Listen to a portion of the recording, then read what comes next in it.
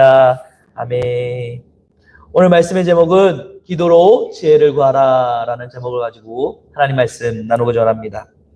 10여 년 전에 엄청나게 유명한 일들이 있었는데 캐나다인인 이면수 목사님이 이제 있었습니다. 한 번씩은 보셨을 겁니다. 너무나도 뉴스에 크게 나왔기 때문에 다들 기억을 하실지 모르겠는데, 그때 이 이면수 목사님이 캐나다 토론토의 큰빛 교회 담임 목회자로 있으셨습니다. 근데 이 담임 목회자로 있으면서 처음에는 교회를 개척한 지 얼마 안 됐지만 이게 성장을 하다가 어느 순간 토론토에 10만 명의 한인이 있었는데 그 중에서 1만 명이 이 큰빛 교회에 찾아오게 됐다고 합니다.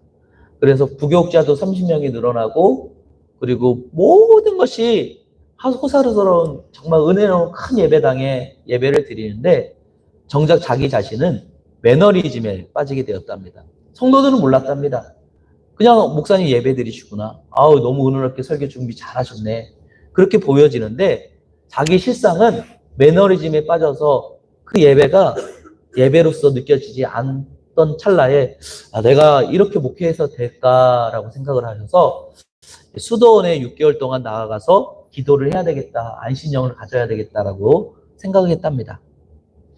그러던 찰나에 문득 북한 선교에 대해서 연결고리가 생겨서 북한에 구제를 좀 하면서 복음을 전할 수 있는 기회를 만들어 보자, 그런 기회가 열리게 돼서 이제 북한 땅에 가서 처음에 갔던 곳에서 보니까 큰 저수지가 있는데 그 저수지를 개간할 수 있도록 협력을 요청을 했다고 합니다. 그래서 그곳에서 이제 저수지를 개간을 해서 농사를 지었는데, 그 다음에 어마어마한 큰 풍령을 누리게 되어서 많은 사람들이 굶주림에서 해방을 얻을 수 있도록 도와드렸다고 합니다. 그리고 난 다음에 그 몇 개월 동안 북한 땅에 있다가 다시 되돌아와서 이제 캐나다에서 다시 목회를 하면서 설교를 하는데, 그 당시 북한의 실상을 말하면서 설마 북한에서 내 설교를 들어보겠나 싶어서 그냥 북한 정권을 비판하는 얘기를 했다고 합니다. 그리고 세월이 좀 지나서 다시 북한 땅에서 도움의 요청을 와서 북한에 가서 위상 상태를 이제 돌봐주기 위해서 목욕탕을 짓는 일을 했답니다.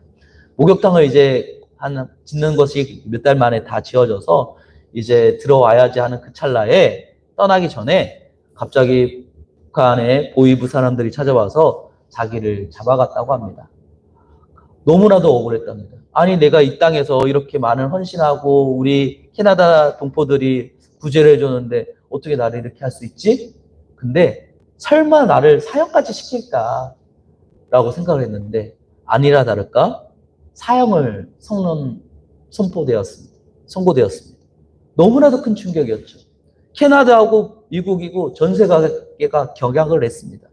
아니, 어떻게 구제하는 사람이 이렇게까지 하냐. 너무나도 낙심을 얻었죠.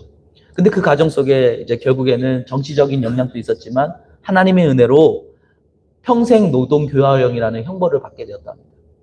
그곳에서 교화형을 한다고 하면서 맨날 노동하고 중노동하는데, 이제 간수들이 50명이 있는데 오로지 나를 지키기 위해서 간수 50명이 있었다고 합니다. 자기 자신을 지키기 위해서. 너무나도 고통스러웠죠. 그러면서 젊은 간수들은 나를 조롱하고 놀리고, 이게 정말 사는 게 아니구나라는 고통 속에서 매 순간마다 하나님 앞에 눈물을 흘리며 기도했답니다. 하나님 은혜 베풀어 주세요. 하나님 은혜 베풀어 주세요. 그렇게 기도할 때마다 하나님은 그 이면수 목사님의 기도를 들어주셨답니다.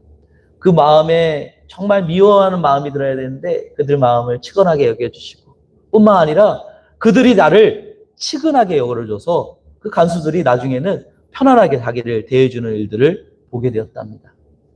그리고 결과적으로 그곳에서 기도를 매 순간마다 무려 3년 동안 기도를 했는데, 놀랍게 평생 이제 무기교화형으로서 선고를 받았는데 3년 만에 2017년에 풀려나는 은혜를 누리게 되면서, 수도원 6개월을 기도했는데 수도원보다 더한 북한 땅에서 3년 동안 기도할 수 있도록 만들어주신 하나님을 찬양한다고 고백하는 내용을 보게 되었습니다.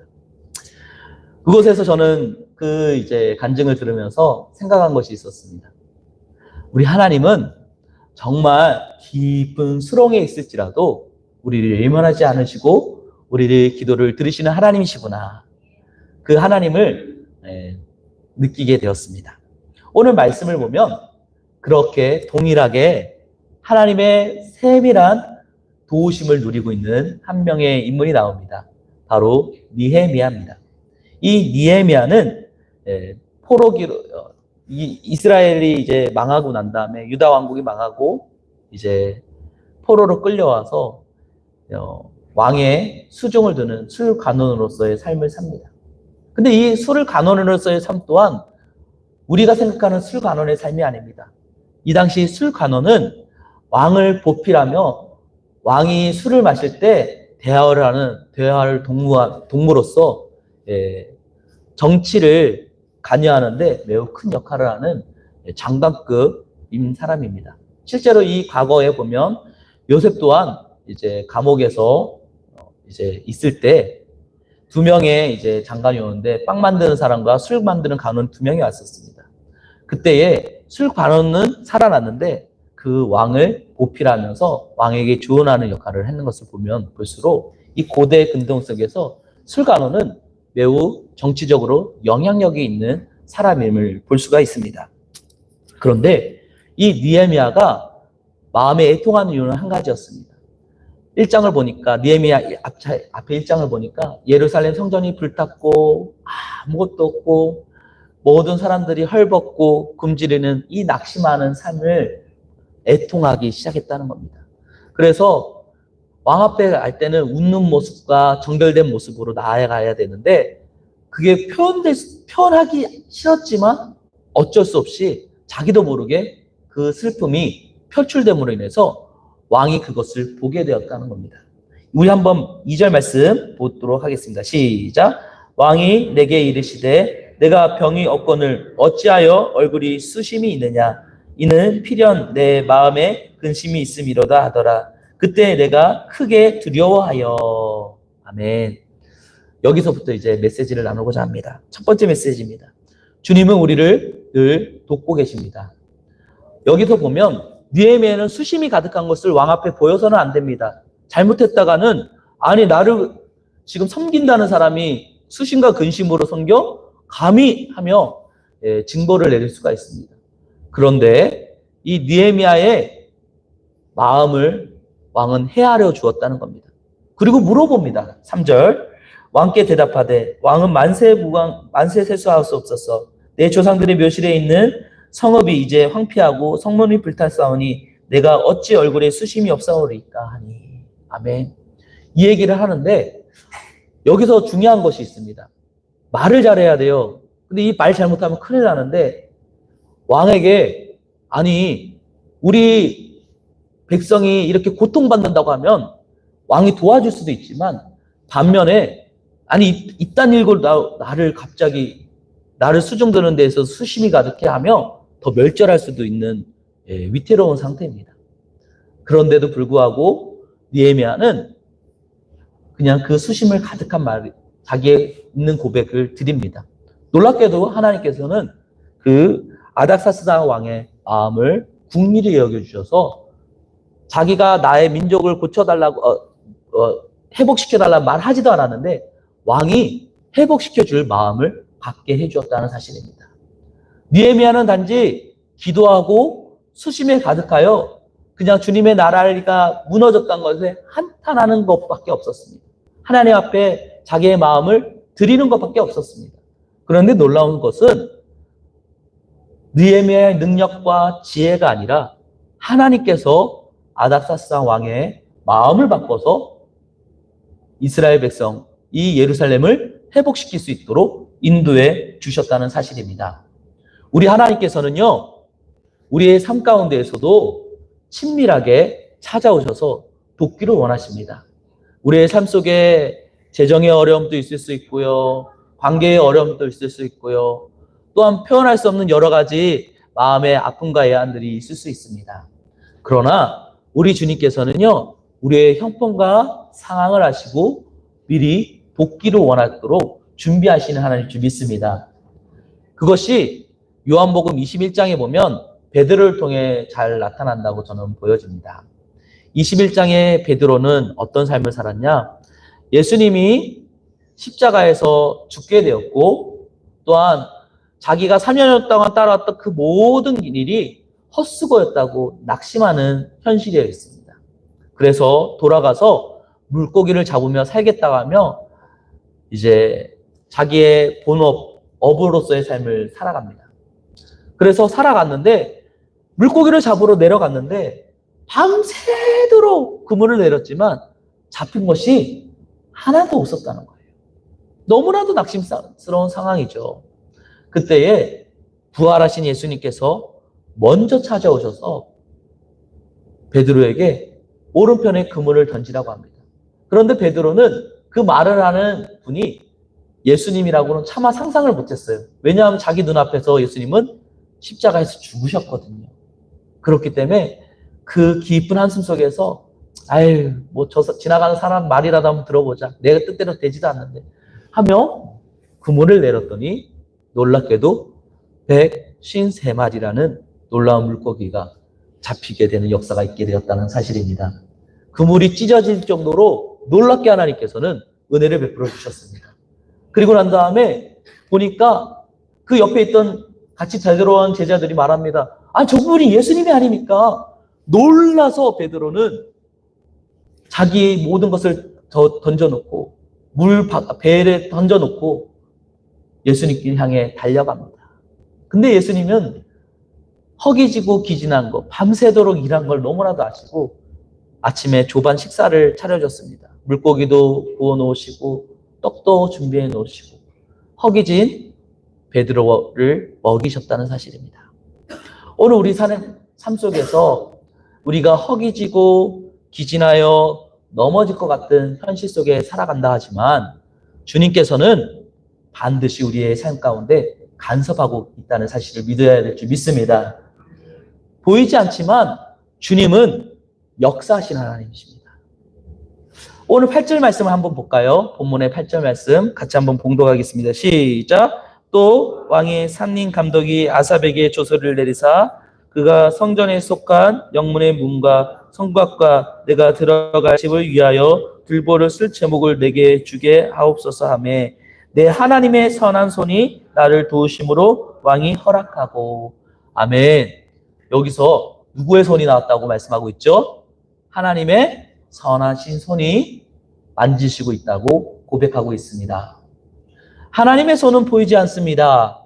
하지만 환경 속에서 하나님이 간섭하고 있다는 것을 느헤미야는 깨닫게 되었다는 사실입니다. 우리는 이 믿음의 눈으로 하나님이 나와의 삶 속에 간섭하고 있음을 고백해야 될 줄 믿습니다. 그럴 때 비로소 우리는 하나님 앞에 기도할 수 있게 됩니다. 분명히 하나님께서 간섭하고 있는데 내가 기도하지 않으면 결단코 하나님의 은혜를 누리지 못합니다. 이사야서 시편 40편 1절에서 3절 말씀을 보면 이런 말씀이 있습니다. 내가 여호와를 기다리고 기다렸더니 귀를 기울이사 나의 부르짖음을 들으셨도다. 나를 기가 막힐 웅덩이와 수렁에서 끌어내시고 내 발을 반석 위에 두사 내 걸음을 견고하게 하셨도다. 새 노래로 곧 우리 하나님께 올릴 찬송을 내 입에 두셨으니 많은 사람이 보고 두려워하여 여호와를 의지하리로다. 아멘. 여기서 다윗은 고백하는 것이 있습니다. 그것은 내가 주님께 불을 지졌더니 주께서 내 기도를 들으셨다는 겁니다. 주님께서는 귀를 기울이셨다는 사실입니다.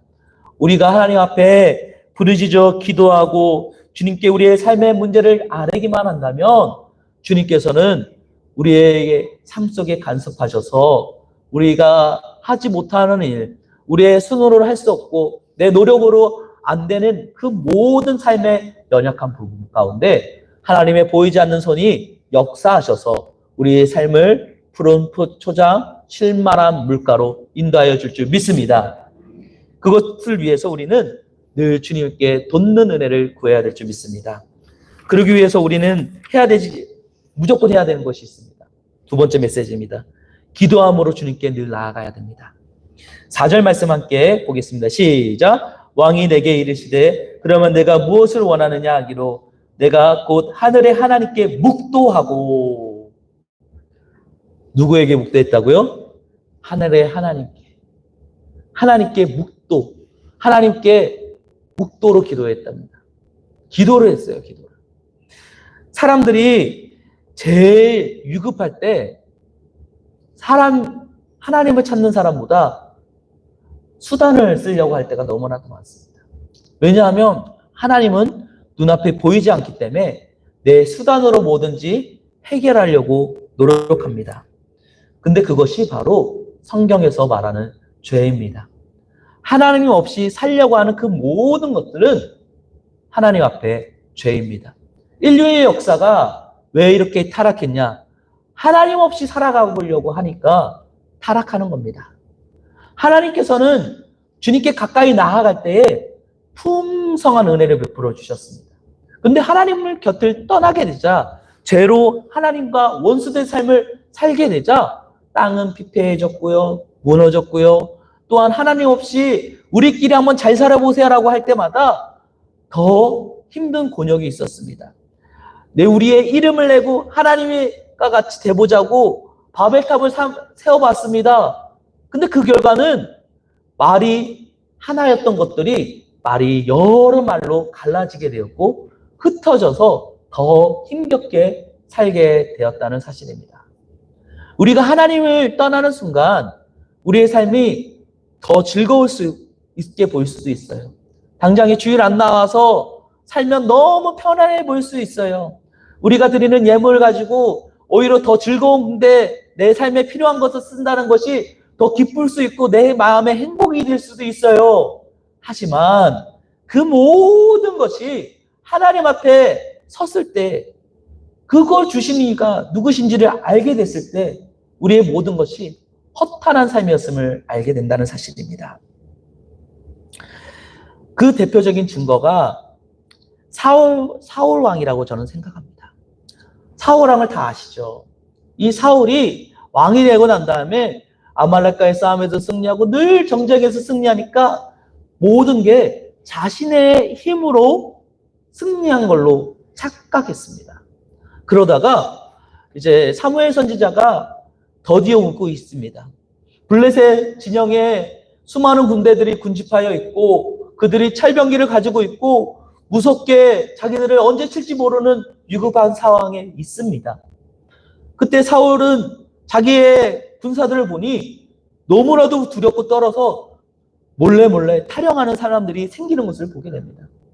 결과 그는 하나님을 섬기는 것이 아니라 자기 스스로 예배를 드리게 됩니다. 왜 예배를 드리냐? 자신의 전쟁에서 승리하기 위해서 자기가 하나님 앞에 제사를 드립니다. 목적은 하나입니다. 블레셋과의 승리라는 목적 하나 때문에 예배를 수단으로 사용하여 자기가 제사를 드립니다. 하나님의 선지자가 그 광경을 목격했습니다. 사무엘이 보고 애통해하며 말합니다. 이제 하나님께서도 당신을 함께하지 않으실 겁니다. 이제 당신을 떠나실 겁니다. 그리고 새로운 왕을 세우실 겁니다. 예배를 자기의 소원을 이루는 수단으로 사용하는 그 순간 하나님은 그를 버리셨습니다. 오늘 우리의 삶 속에서 우리는 되짚어 봐야 됩니다. 하나님 없이 내가 살아가려고 하는 모습. 하나님 앞에 내가 내 마음을 드리고 정말 내 중심을 들여서 하나님을 하나님답게 섬기지 않고 아버지를 의지하지 않고 살아가는 내 모습. 그 모습 속에 주님은 역사하지 않고 우리를 측은히 보며 애통해 한다는 사실입니다. 우리가 왜 기도하지 못하는 이유가 있습니다. 많은 사람들이 기도하지 않는 이유가 있습니다. 그 이유는 하나입니다. 하나님이 눈에 보이지 않고 또한 기도한다고 내 기도를 들어주실까 하는 의심 때문입니다. 마귀는 그것을 이용합니다. 반드시 하나님은 살아계시고 우리에게 늘 선한 오른손을 붙잡고 계시지만 그것을 깨닫지 못하도록 현실의 문제에 더 집중하도록 만듭니다. 그래서 베드로는 이렇게 고백합니다. 베드로전서 5장 7절에서 9절에 이렇게 말합니다. 너희 염려를 다 주께 맡기라. 이는 그가 너희를 돌보심이라. 근신하라 깨라. 너희 대적 마귀가 오는 사자같이 두루다니며 삼킬 자를 찾나니 너희는 믿음을 굳게 하여 그를 대적하라. 이는 세상에 있는 너희 형제들도 동일한 고난을 당할 줄 알미라. 아멘. 마귀는요, 우리에게 염려를 갖다 줍니다. 우리에게 염려와 근심을 줌으로 인해서 눈에 보이는 내 수단을 통해서 살아가고 문제를 해결하라고 우리를 이끌어갑니다. 하지만 우리가 이 마귀의 계략을 기도로 물리치고 주님을 더 의지하며 믿음으로 기도하게 된다면 주님께서는 우리에게 염려와 근심을 주시는 것이 아니라 평안을 주시게 될 줄 믿습니다. 우리 성령 하나님께서는 우리에게 근심을 주시는 분이 아니라 평안을 주십니다. 우리가 예수 그리스도를 영접한 이후 그 순간부터 성령 하나님은 우리의 마음속에 내주하고 계십니다. 요한복음 14장 26절에 이렇게 말씀하고 있습니다. 보혜사 곧 아버지께서 내 이름으로 보내실 성령 그가 너희에게 모든 것을 가르치고 내가 너희에게 말한 모든 것을 생각나게 하리라. 27절 평안을 너희에게 끼치노니 곧 나의 평안을 너희에게 주노라. 내가 너희에게 주는 것은 세상이 주는 것과 같지 아니하니라. 너희는 마음에 근심하지도 말고 두려워하지도 말라. 아멘. 오늘 우리 주님께서는 마음에 평안을 주기 원하십니다. 그 평안을 누릴 수 있는 이 비결은 오직 하나, 주님께 나아가 기도하는 것입니다. 하나님께 나아갈 때에 반드시 하나님은 우리에게 상 주신 하나님이십니다. 근데 하나님께 떨어져 나갈 때 염려와 근심으로 주님을 떠나는 순간 뭔가 회복이 되는 그게 아니라 말라 비틀어집니다. 그래서 요한복음 15장에 보면 나는 포도나무요 너희는 가지라. 그가 내 안에 내가 그 안에 거하면 사람이 열매를 많이 맺나니 나를 떠나서는 너희가 아무것도 할 수 없습니다. 아멘. 우리는 포도나무에 붙어진 가지입니다. 가지가 떨어지는 순간 영양분을 받지 못함으로 인해서 말라집니다. 그리고 그 말라진 나뭇가지는 필요가 없기 때문에 땔감으로 사라지고 맙니다.